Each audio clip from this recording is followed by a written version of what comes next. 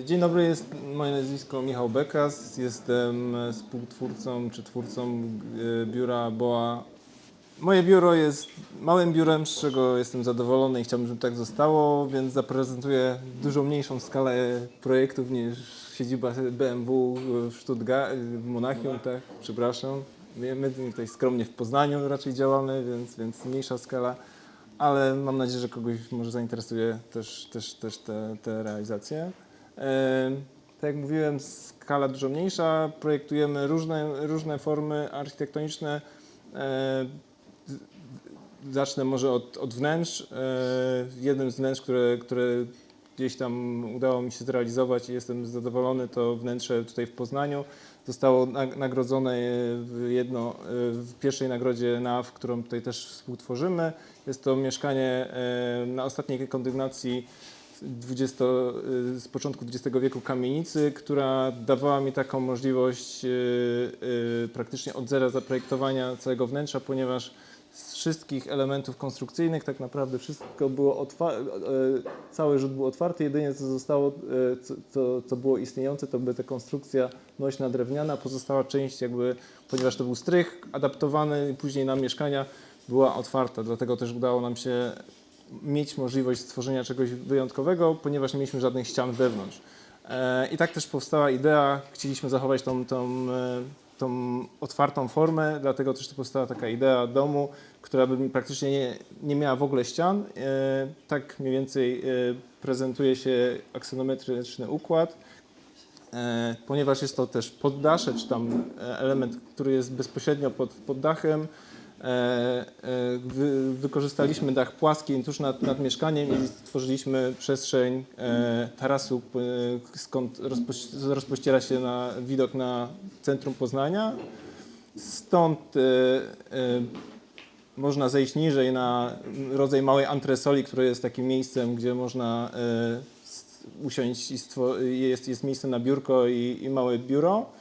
Niżej jest zejście już na poziom już normalnej mieszkania, gdzie jest biblioteka, jest część salonu,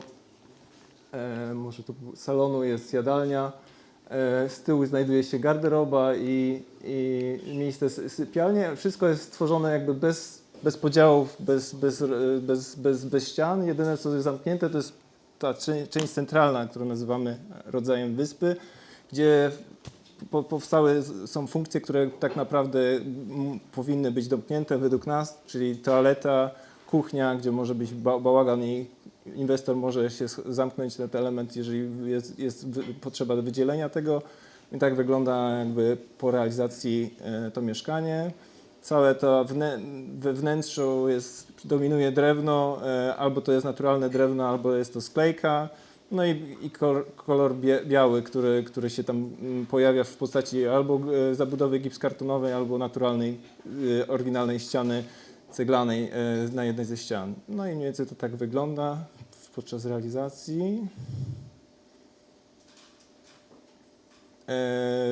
Wnętrze i to później te wnętrza tego wewnętrznego kubika również się powtarzają te elementy, czyli sklejka jako dominujący element i wyjście tutaj na tą antresolę, która jest rodzajem biura, gdzie są miejsca na biurko i wyjście na taras na dachu. Zdarza nam się też od czasu do czasu zaprojektować budynki użyteczności publicznej. Są to w mniejszej skali, tak jak na przykład jeden z takich projektów to projekt biura z kontenerów, który miał powierzchnię około 150 m2 z kontenerów morskich. Jest to małe biuro dla 10 osób z małym showroomem pod Olsztynem. Ponieważ inwestor chciał się jakoś wyróżnić, a jednocześnie ponieważ to była firma, która zajmowała się odnawialnymi źródłami energii, ważne dla nich było, żeby zaakcentować też to w formie budynku i tak też powstał pomysł adaptacji czy budowy biura z adaptowanych kontenerów morskich. Tak powstała ta koncepcja i ten projekt powstaje do realizacji. Zdarzają nam się też budynki użyteczności publicznej projektować, ale w większej skali. Tutaj chciałbym pokazać projekt, który realizujemy wspólnie z innym biurem, biura ODO Studio, które jest realizacją w Poznaniu, jest dosyć kontrowersyjną, zważaną przez Gazetę Wyborczą jako, nie wiem, zło wcielone, ale wydaje mi się, że to nie jest aż tak do końca, ale no tutaj szkoda, że niestety nie dają nam możliwości wypowiedzenia się nigdy na ten temat, tylko a priori jakieś te tezy stawiane są zupełnie nie pytając autorów, o co chodzi w projekcie i dlaczego to tak wygląda, jak wygląda. No ale no niestety tutaj jest kilka ujęć, jak to ma powstać, jeżeli uda się to dostać pozwolenie na budowę. Jednak głównym rdzeniem i korem i elementem, który przede wszystkim lubimy projektować, to są domy jednorodzinne. Tak jak mówiłem, jesteśmy małym biurem i to jest jakoś najlepiej się spełniamy. Chciałbym pokazać Państwu 3 takie projekty, które albo dopiero co skończyliśmy, albo nad którymi aktualnie pracujemy i powoli gdzieś tam schodzą z desek kreślarskich i są realizowane w rzeczywistości. Pierwszy z nich to dom pod Poznaniem w takim mieście satelickim Poznania. Tutaj pokazuję, jak jest zlokalizowany. Jest on tradycyjnie w takiej tkance podmiejskiej, czyli domy jednorodzinne. Lokalizacja akurat tej działki jest bardzo, bardzo dobra była pod względem tym, że od strony południowej była bardzo dobra orientacja, można było lokować budynek, że większość działki znajdowała się w tej południowej części.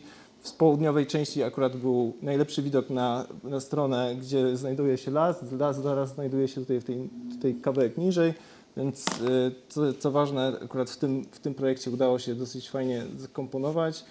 Idea była domu, żeby było prosty w miarę konstrukcyjnie, dlatego też dwukondygnacyjny dla 4-osobowej rodziny. Stąd też podstawową bryłę to były dwa prostopadłe, 2 pięter położonych na sobie. Ponieważ budynek jest zlokalizowany bardzo blisko ulicy, która jest dosyć ruchliwa, stwierdziliśmy, żeby odciąć tą część prywatną domu jednorodzinnego. Wypchniemy dwie powierzchnie z jednej strony dodatkowego pomieszczenia od frontu, a z drugiej strony pomieszczenia, które byłby rodzajem zaplecza w garażu, które poszerza nam tą bryłę. Jednocześnie całość chcieliśmy stworzyć dosyć ciekawą formą, dlatego przykryliśmy asymetrycznym dachem, który później tworzył monolityczną formę zewnętrzną, a dlatego też asymetria dachu była stworzona po to, żeby w miarę tutaj, ponieważ jest ta dobra lokalizacja południowa całej Połaci, chcieliśmy, aby budynek był spełniał dobre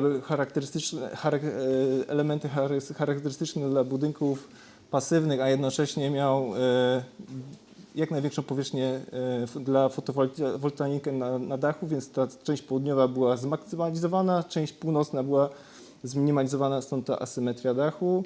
Z tej formy wycięliśmy poszczególne elementy, w części wjazdowej jest wnętrze, takie podniebienie wycięte, gdzie jest miejsce na 2 auta, które nie są w garażu, ale są przykryte dachem powiększonym naszej bryły, a od strony południowej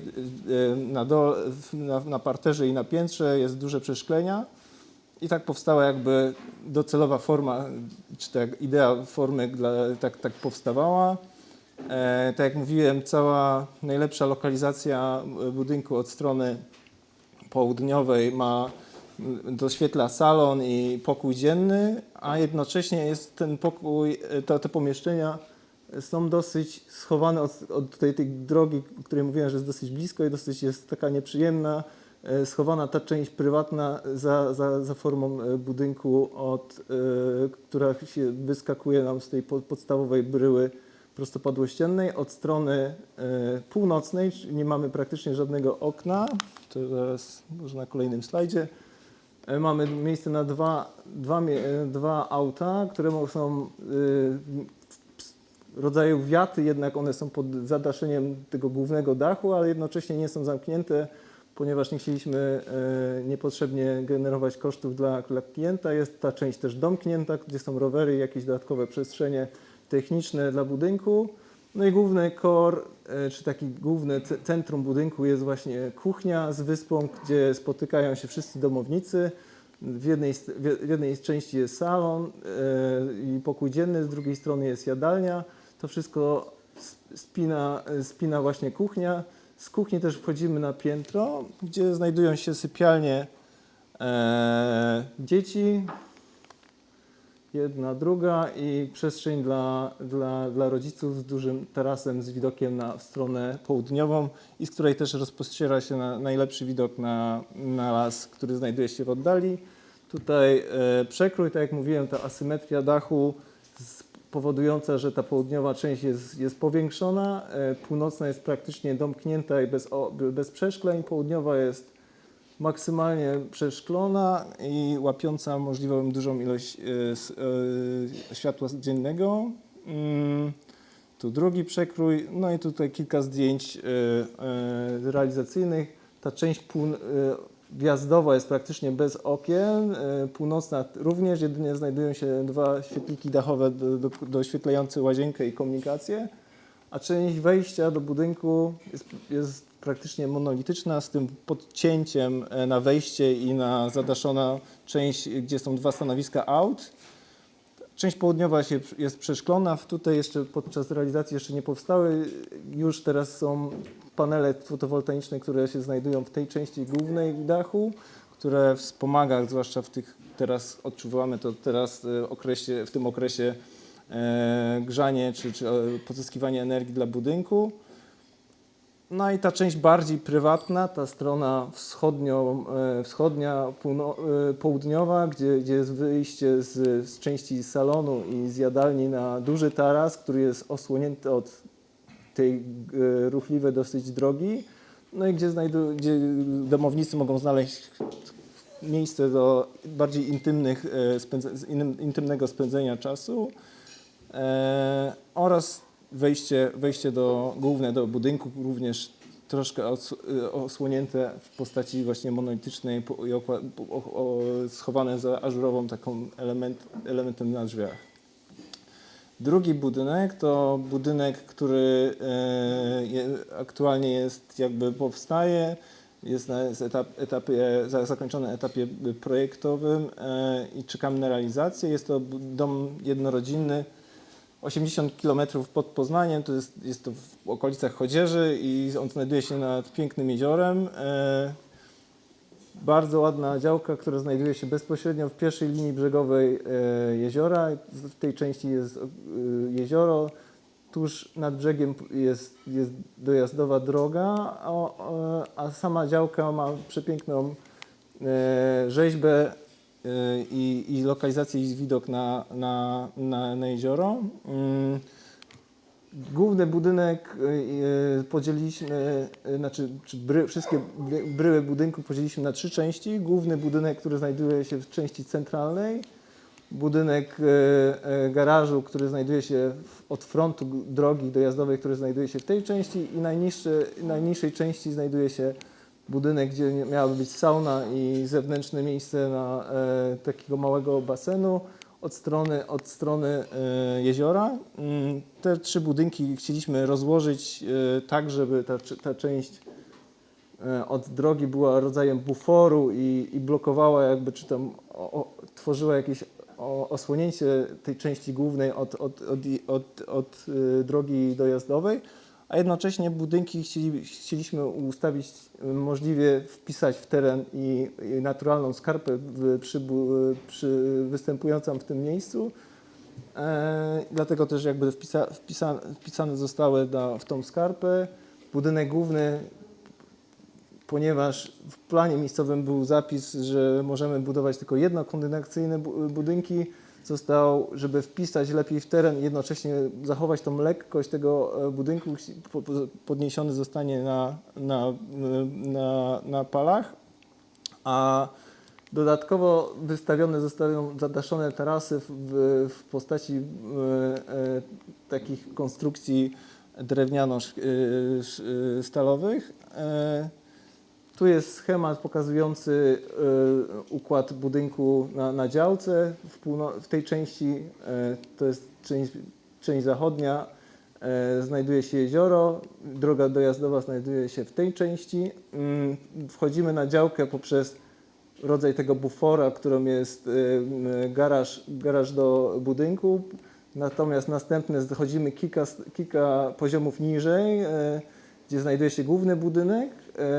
Z głównego budynku mamy część jadalną, kuchnię, salon oraz trzy sypialnie i dalej znajduje się widok na jezioro z tarasem. Stąd niżej schodzi się kolejne piętro niżej, czy tam kolejne kilka schodków niżej znajduje się ta część zaplecza jakby dla funkcji jakby rekreacyjnych związanych z jeziorem, czyli zimą można tutaj brać albo zimne kąpiele w jeziorze, albo tutaj w saunie się korzystać rekreacyjnie właśnie z tych funkcji. Wpisanie tych budynków w teren było dla nas bardzo ważne, tak żeby ten budynek główny nie dominował i nie zaburzył tego układu na działce przez te budynki. Jednocześnie chodząc do założenia, ten budynek główny wydaje się bardzo, bardzo delikatny i subtelny w tej części, ponieważ jest obniżony. Jednocześnie z drugiej strony patrząc, on też jest dosyć lekki przez to uniesienie w powietrze. Dodatkowo od strony jeziora w tej części znajduje się ogólnodostępny pas ścieżki, którą dosyć dużo osób się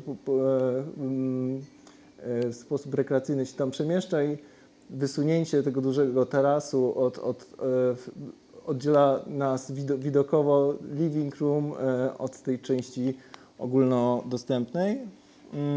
Przekrój w drugą stronę i ogólnie aksometria pokazująca, jak to by miało wyglądać. To jest ta część wejściowa w postaci garażu, która jest jakby elementem buforowym i troszkę blokującym widok na tą część prywatną budynku głębiej, a jednocześnie jest takim subtelnym, małym pawilonem, nie psującym jakby skali w otaczającym otoczeniu małych domów jednorodzinnych. Tak to wygląda z boku. Budynek główny jest troszkę wycofany i obniżony, więc też nie blokuje tutaj perspektywy w ogólnej urbanistycznej założeniu tego rejonu. Widok z boku, gdzie widać właśnie te nadwieszone tarasy, skąd rozpościera się widok dla inwestorów na jeziora. Jednocześnie ten taras przez swoją długość powoduje, że blokuje troszkę i daje intymności w living roomie w domu jednorodzinnym. Tamta część była północna i wschodnia, dlatego one były totalnie przymknięte. To jest strona ta jest zachodnia i południowa i one są zupełnie otwarte, dając maksimum, one są przymknięte tamtymi pozostałymi budynkami, co było możliwe, żeby je zupełnie tutaj przeszklić, dając intymność dla użytkowania tych klientów. Tak to wygląda z zbliżenia.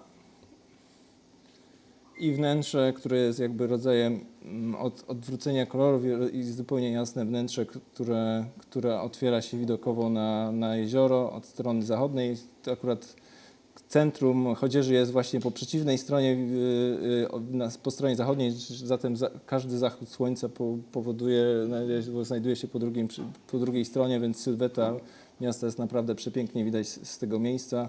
A tutaj jest część z salonu. I ostatni projekt to jest akurat, finalizuje się realizacja tego budynku. Jest to dom również pod Poznaniem. Ten jest największy z tych trzech, które pokazuję. On znajduje się w Puszczykowie na granicy Wielkopolskiego Parku Narodowego.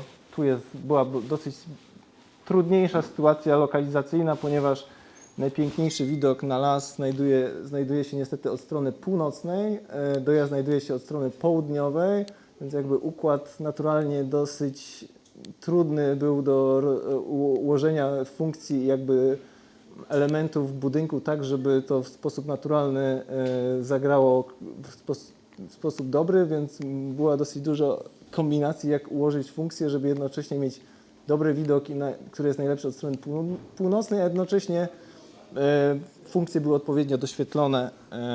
Dlatego też zastanawiając się, podzieliliśmy budynek na 4 strefy.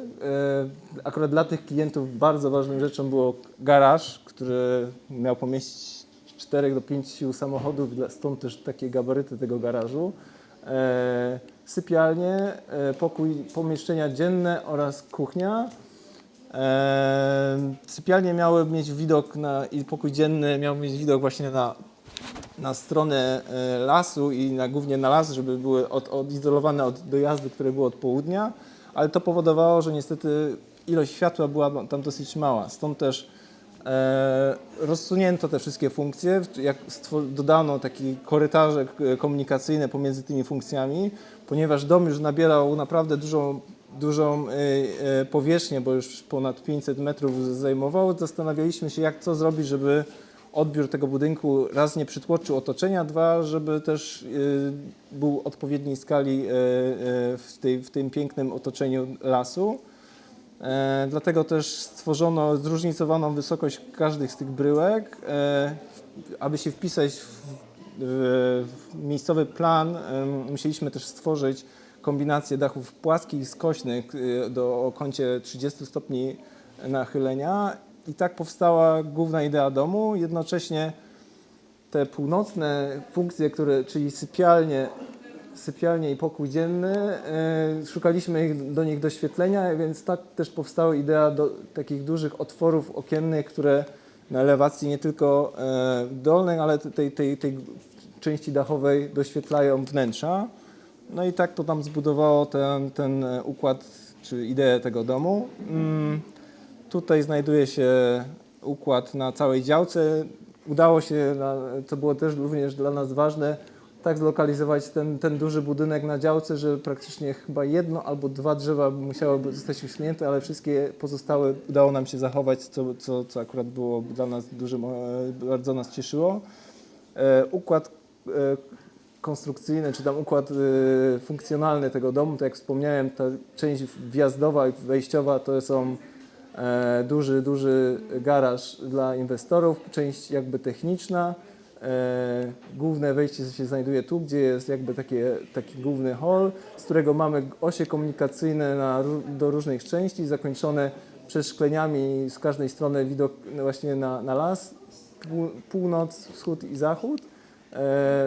Ta część to jest część sypialni, w tej części to jest kuchnia z jadalnią i ta część to jest pokój dzienny z najlepszym widokiem na działkę i na las, który się znajduje zaraz za płotem.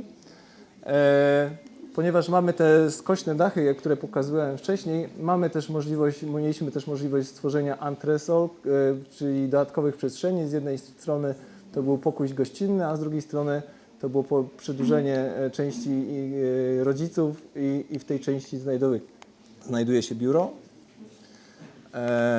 Tak to się prezentuje na przekrojach. Są te części właśnie na antresoli i są te łapacze południowego światła i ta zróżnicowana wysokość poszczególnych części w jednym i drugim przekroju. I tak to miałoby wyglądać na wizualizacjach.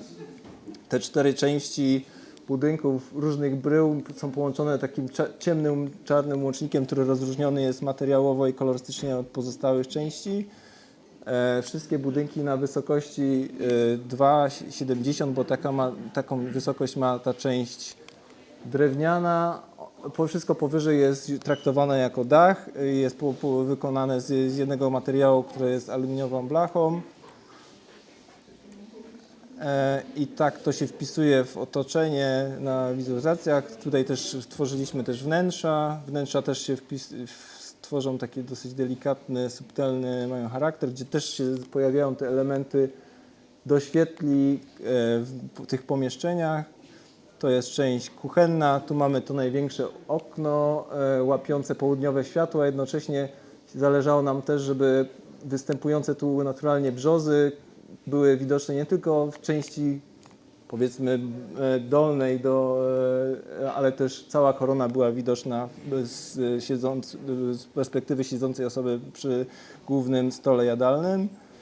Kuchnia z drugiej strony to jest część już salonu, a tak to wygląda już podczas realizacji. To są zdjęcia z drona z pierwszych momentów, kiedy zaczęli murować ściany. Tutaj jest ten cały układ, o którym mówiłem, Wielkopolski Park Narodowy, z którego mamy piękny widok w tej części północnej. Południowa część to jest właśnie wjazd i ta część zachodnia działki, gdzie udało się zachować te istniejące drzewa. Części budowa, jeszcze ta stadium pierwsze, czyli wykonywanie tej więźby dachowej, która jest drewniana i stalowa jednocześnie. Jest to największe przeszklenie, o którym mówiliśmy, gdzie rzeczywiście udało się stworzyć kadr na całe drzewo, nie tylko na jego część. Tu jest realizacja już późniejsza, gdzie powstają okładziny, przygotowywane są podkonstrukcja na okładzinę elewacyjną. Tu zakończona już część dachów, położona już jest blacha i tak powoli, krok po kroku są nakładane kolejne warstwy, aż do właśnie elewacji drewnianej. W tym momencie właśnie finalizowane są te części elewacji drewnianej i powoli zabiera kształtu. Mam nadzieję, że gdzieś tam ten 500-metrowy dom po zakończeniu nadal nie będzie niestety psuł tego miejsca, który w tak ładnej scenerii, w której stoi, nie zniszczy tego miejsca. Mam nadzieję, że się uda. Zobaczymy. Dziękuję bardzo.